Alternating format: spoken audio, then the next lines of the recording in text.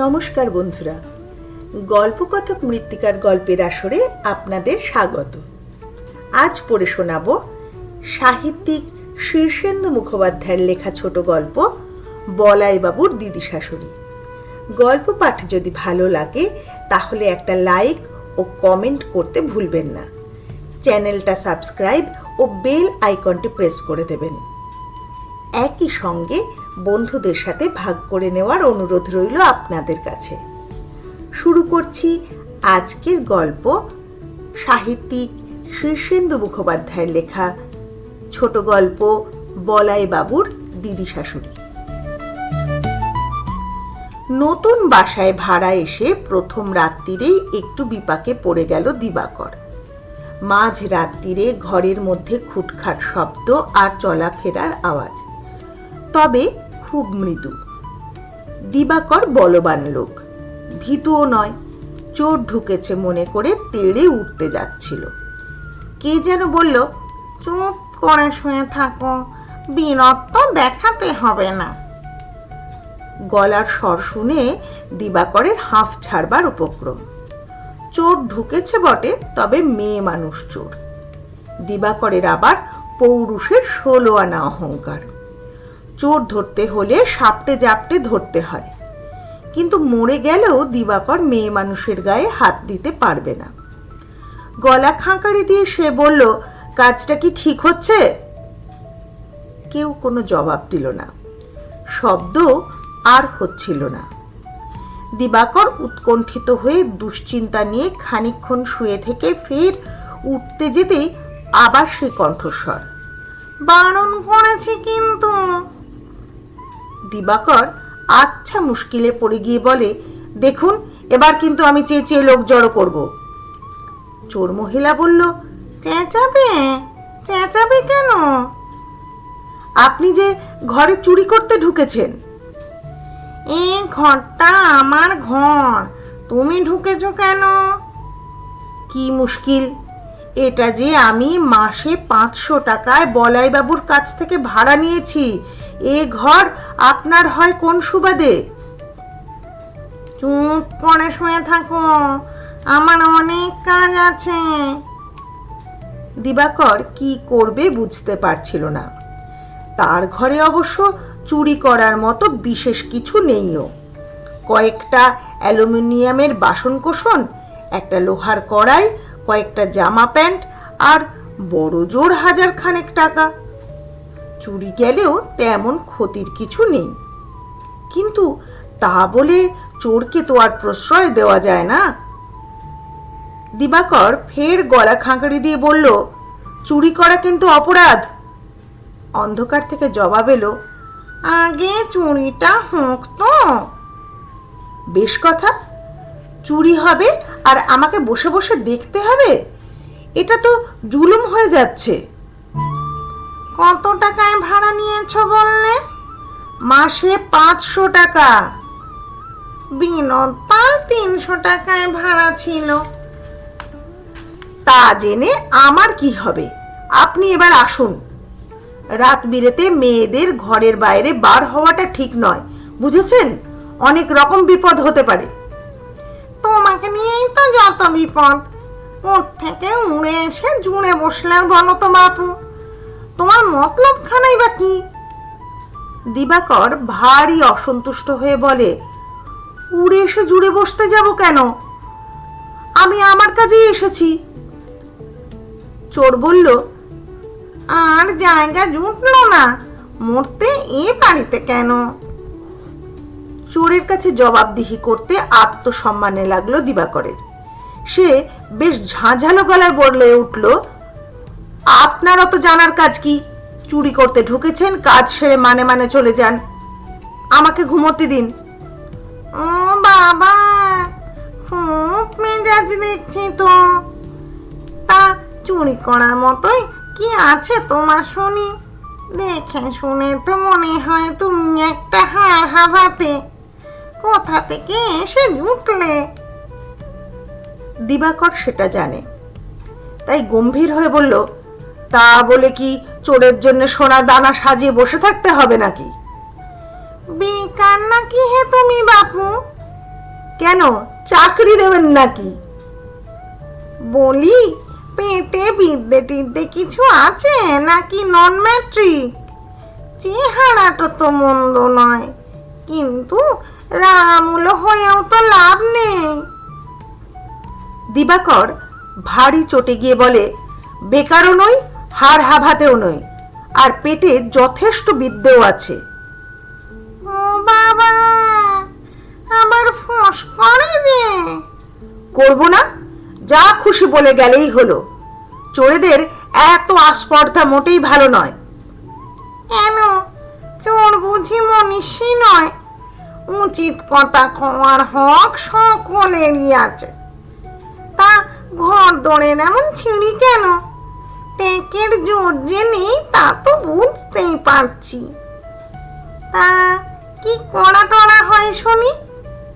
তা আপনাকে বলতে যাব কেন? বলতে হবে না, ছিঁড়ি ছাড় দেখেই বুঝে নিয়েছি। বলাই বাবুরা বলিহারি যাই, মোটে 500 টাকার লোভে অজ্ঞাত কুণশীল হাড়ির হাড় লোক এনে জুটিয়েছে। দিবাকর ফুঁসে উঠে বলল, যা খুশি বললেই হলো। অজ্ঞাত কুলশীল আবার কে?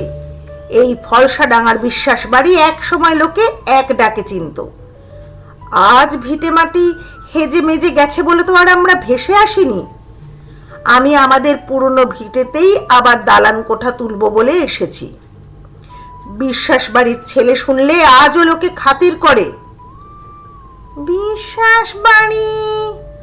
মনোবিশ্বাসের কথা বলছো নাকি হে বাপু? মনোবিশ্বাস নয়, মনোরঞ্জন বিশ্বাস, আমার দাদুর বাবা। ও, তাহলে তুমি ন্যাড়া বিশ্বাসের নাতি? ন্যাড়া আমার ঠাকুরদার ডাক নাম, ভালো নাম দৃকপতি বিশ্বাস। এবার বুঝলেন তো মোটেই অজ্ঞাত কুলশীল নই। ন্যাড়া বিশ্বাসের নাতি বলে যে খুব দিমাগ। তার ন্যাড়া বিশ্বাস যেমন জমিদার ছিল, তেমনি আবার ওকালতি পাশও ছিল। তা তুমি কোন লবডঙ্কা শুনি? ন্যাড়া বিশ্বাসের নাতি বলে কি আর লোকে সেলাম ঠুকবে? মোটেই তা বলিনি। আমি ইংরেজিতে এমএ, কলেজে পড়াই। শ্যামপুর কলেজে চাকরি পেয়ে এসেছি। নিজেদের গাঁয়ে থেকে চাকরি করব। বাপরে, তবে তো তুমি বিদ্যের জাহাজ। ঠাট্টা করছো নাকি? পাগল, একে নেড়া বিশ্বাসের নাতি, তার উপর পেটে বিদ্যে একেবারে গিজ গিজ করছে। বলি, একাই এসেছো না সঙ্গে পরিবারও আছে? পরিবার? পরিবার আবার কিসের? মা বাবা শহরে থাকেন, 2 বোনের বিয়ে হয়ে গেছে। বাবা রিটায়ার করে মাকে নিয়ে এখানেই চলে আসবেন। এত ধেড়ে বয়সের ছেলে, বিয়ে করনি যে? আই বুড়ো থাকবে নাকি? থাকলে আপনার কি? তাতে কি কারোর গায়ে ফোসকা পড়ছে? তোমার ভালোর জন্যই বলা বাপু। কাঁচা বয়সের মেয়েরা বাপের আড়ায় আড়ায় নজর রাখবে, বদনাম হতে কতক্ষণ। এই, এবার আপনি জানতো, যা পেয়েছেন পোটলা বেঁধে নিয়ে এবার বিদেয় হন। জীবনে কখনো কোনো চোরকে গেরস্তের সঙ্গে এত কথা বলতে দেখিনি। বলি, কটা চোর দেখেছ জীবনে? চোর নানা রকম হয়, আর সবাই তো আর ছেঁচড়া চোর নয়। চোর মানেই ছেঁচড়া। যারা অন্যের রোজগারে ভাগ বসায়, নিজে পরিশ্রম করে রোজগার করে না, তারা ছেঁচড়া ছাড়া আবার কি? মুখে যে একেবারে তত্ত্ব কথার ফুট করায় ফুটছে। ন্যাড়া বিশ্বাসের নাতি আর এমএ পাস বলে কি মাথা কিনে নিয়েছে নাকি? মোটেই মাথা কিনে নিইনি। জিজ্ঞাসা করলেন বলেই বলা। আপনার কাজ হয়ে থাকলে এবার দয়া করে আসুন গিয়ে। কাল সকালে আমাকে কাজে যেতে হবে। যাব কোন চুলোয়? এটাই তো আমার ঘর। গত 30 বছর ধরে এখানেই থানা গেড়ে বসে আছি। বলাই বাবুনো আক্কেল বলিহারি, আমার ঘরে উটকো লোক ঢুকিয়ে পয়সা রোজগার করছেন। তার মানে এই ঘরে আপনিও থাকেন নাকি? তবে কিন্তু বলাই বাবু যে বললেন। সে বাবু অনেক কথা ক্রমে ক্রমে জানতে পারবে, বেশি জেনে কি হবে। কালই আমি বাড়ি ছেড়ে দেব। দিবাকর সকাল সকাল বলাইবাবুর কাছে গিয়ে হাজির হলো। এ যে বড় মুশকিল হলো বলাইবাবু, রাত বিরেতে আমার ঘরে যে চোর ঢুকে পড়ছে, তার উপর মেয়ে মানুষ, যদিও কাল কিচ্ছুটি নিয়ে যায়নি। বলাইবাবু অতি সজ্জন মানুষ, শশব্যস্ত হয়ে উঠে দিবাকরকে চেয়ারে বসিয়ে ভারী অপরাধী মুখ করে বললেন, খুব অসুবিধে হয়েছে বুঝি। তা হবে না, চোর তো চোর, তার উপরে বেজায় মুখরা। মাঝরাত অবধি দেড়ে ঝগড়া করে গেল আমার সঙ্গে। শুধু কি তাই, আবার এও বলল যে ওই ঘরটা নাকি ওরই, তার ঘরে সে থাকবে। এরকম হলে তো আমাকে অন্য ব্যবস্থা দেখতে হয় বলাই বাবু। ব্যস্ত হবেন না, উনি মানুষ তেমন খারাপ নন।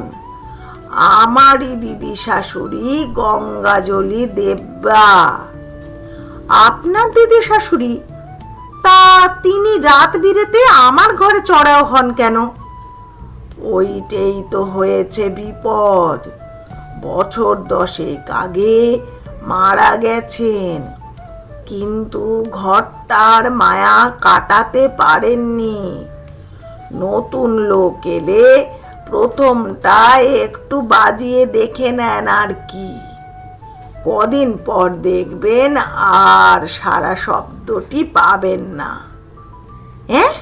সর্বনাশ, উনি কি তাহলে ভূত? জেনে শুনে কি আপনি আমাকে একটা ভুতুরে ঘর ভাড়া দিলেন? বলাইবাবু হাত কচলে হে করে বিগলিত মুখে বললেন, আরে ভূত বলে কি মানুষ নয়। আর ভাড়ার কথা যদি বলেন তাহলে বলি, ফলসাডাঙ্গায় এখন একখানা ঘরের ভাড়ায় 800 থেকে 2000 অবধি। তা ওই ঘরখানায় একটু দোষ আছে বলেই না অর্ধেক ভাড়ায় দিয়েছি। ভাড়া কম বলে কি শেষে ভূতের হাতে মরবো? বালাই ষাট, মরবেন কেন? গঙ্গাজলি দেববার তো শুধু শরীর খানাই নেই, আর তো সবই আছে। সেই জেদ, সেই দাপট, সেই গলার জোর। দেখবেন আপনার ঘরে কখনো চোর ডাকাত আসবে না, সাপ বা বিছে ঢুকবে না। আপদ বিপদ হলে আগাম টের পাবেন। এই সব বাড়তি সুবিধে এ বাজারে কে দেবে বলুন তো? কিন্তু রাত বিরেতে ঝগড়া করলে ঘুম হবে কি করে? কিছু মনে করবেন না দিবাকর বাবু, আসল কথাটা হলো কোনো কারণে আপনাকে বুড়ির ভারী পছন্দ হয়েছে। অন্য সব ভাড়াটেদের তো বুড়ি হুড়ো দিয়ে দুদিনেই তুলে দেন, ভয় টয়ও দেখান, কিন্তু আপনার বেলায় মনে হয় তেমনটি করার ইচ্ছে নেই।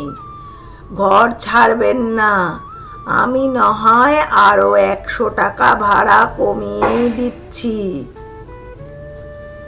দোনমনো করে দিবাকর রয়ে গেল। মাঝ রাত্রিরে আবার গেরো। সদ্য চোখের পাতা লেগে এসেছে এমন সময় আবার সেই চেনা গলা। খুব তো বলাইয়ের কাছে আমার নামে লাগিয়ে নি, তাতে লাভ কিছু হলো? আবার জ্বালাতে এলেন বুঝি? তা জ্বালাবো না, কাল তো চোর ছেচোর কত কি বললি, তারপর নালিশ ঠুকে এলি। কেন রে হতভাগা, তোর কোন পাকা ধানে মই আমি দিয়েছি? দেননি? রোজ রাতে যদি ঘুমের 12টা বাজিয়ে ঝগড়া করেন তাহলে টেকা যে দায় হবে। ঝগড়া আমি করি না তুই করিস? আমি আবার কোথায় ঝগড়া করলুম? ঝগড়া না হয় নাই হলো, মুখে মুখে কথা তো বলিস, বড্ড চোপা তোর। কথার পিঠে কথা তো আসবেই। হ্যাঁ রে, চাকরিতে জয়েন দিলি নাকি? দিলুম তো। মাইনে কত বলতো? তা মন্দ নয়। কেন, মাইনে কত জেনে কি করবেন আপনি? জেনে রাখা ভালো। তুই যে বলায়ের বাড়ির এই একটেরে ঘরটা কেন ভাড়া নিলি তা বুঝি আমি জানি না। তার মানে ঘর তো লোকে থাকার জন্যই ভাড়া নেয়। তা নেয় বটে, কিন্তু মদন বাবুর বাড়িতে এর চেয়ে ঢের ভালো ঘর ছিল। প্রতাপ ঘোষের বাড়ির একতলাটা তো ভারী সরেস। নগেন মিত্রের বাসাও খারাপ ছিল না। সেসব ছেড়ে এ বাড়িতেই থানা গেড়েছিস কেন তা বুঝি আমি জানি না। কি মুশকিল, এটা পছন্দ হয়েছিল তাই। আলো হাওয়া আছে, ঘরখানাও ভালো। আর বুঝি কিছু নেই? আর কি থাকবে? কেন টুকুস, বলাইয়ের ছোট মেয়ে, ভাড়া নিতে এসে আড়ে আড়ে যখন চাইছিলি তখনই বুঝেছিলুম ফাঁদে পড়েছিস। ওসব কি আর বুঝতে বাকি থাকে রে? দিবাকরের কান টান গরম হয়ে গেল, বুকের মধ্যে ধক ধক। বলল, যা, বাজে কথা। কে বলেছে ওসব আপনাকে? না না, মোটেই ওসব নয়। আপনি তো দেখছি ভারী। ওরে, আর লজ্জা পেতে হবে না, তোর বয়স আমারও একদিন ছিল। ছি ছি ছি ছি, কি যে বলেন! সত্যি কথা বলতো, টুকুসকে তোর ভারী পছন্দ কিনা? যা, আপনি না মানুষকে ভারী লজ্জায় ফেলেন। চুপি চুপি তোকে একটা কথা বলে যাই, টুকুসেরও তোকে ভারী পছন্দ। কি করে বুঝলেন? বলবো কেন?